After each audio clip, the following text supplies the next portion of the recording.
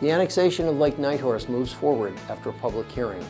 Hello, I'm Dick White, Mayor and Durango City Councilor. This is Council Connection, a program designed to give you a snapshot of happenings at the most recent Durango City Council meeting. This time we look at the February 20th meeting. This meeting began with two awards.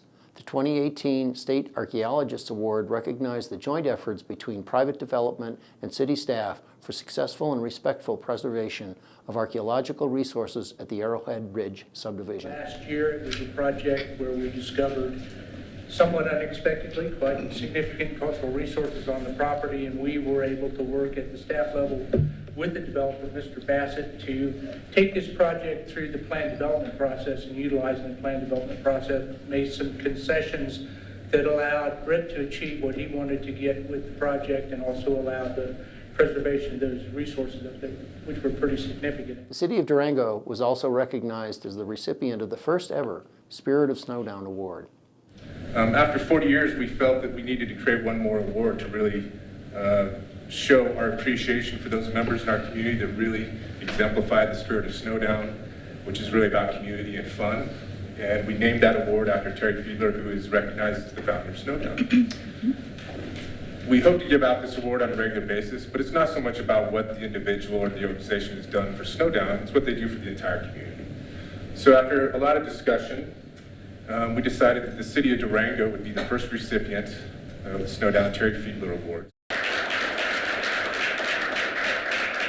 A consent agenda, usually approved by a single motion, consisted of 6 mostly routine items. 1, dealing with the modification of sewer plant investments fees, was removed for discussion. All the items were approved. There are 2 quasi-judicial hearings at this meeting. The first concerned a proposal to construct a food hall and tap room on vacant land in Mercury Village, located just south of the Durango Mall. The developer proposes using a combination of both recycled shipping containers and new materials, and would incorporate the nearby Animas River Trail into the design. The second quasi-judicial hearing dealt with the city's annexation of almost 2,000 acres of Bureau of Reclamation land at Lake Nighthorse. The primary purpose for the annexation is to enable the opening of the lake to recreation, which will be operated by the City of Durango. The annexation will allow the Durango Police Department to serve the area. The final agenda item dealt with a proposed agreement between the city and Housing Solutions of the Southwest for the eventual lease of city land on the city's social services campuses off Avenida del Sol. Housing Solutions proposes to work with a developer to create a new 30 to 40 unit permanent supportive housing project on the site. Option lease agreement, which essentially gives Housing Solutions of the Southwest an opportunity to potentially lease a little over an acre of land up at the social services campus. The restrictions that would be placed on the property would be mostly from all the people that are providing the funding. So they're very extensive, they're very standard, but they're 40 years at a minimum, and and then they continue on from that point. So there's not an option to convert it to a completely different purpose, so to speak. During the meeting, the councilors also mentioned several events you might find interesting. Among these, the City of Durango wants to know what you value about living and working in Durango.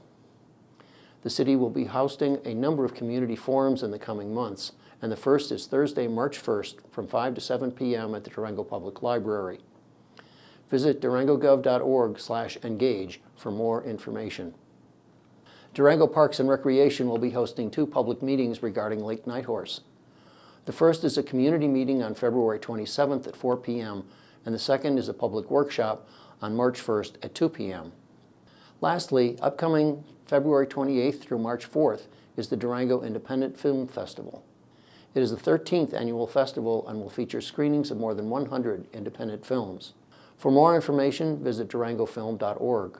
Our next study session will be February 27th at 4 p.m.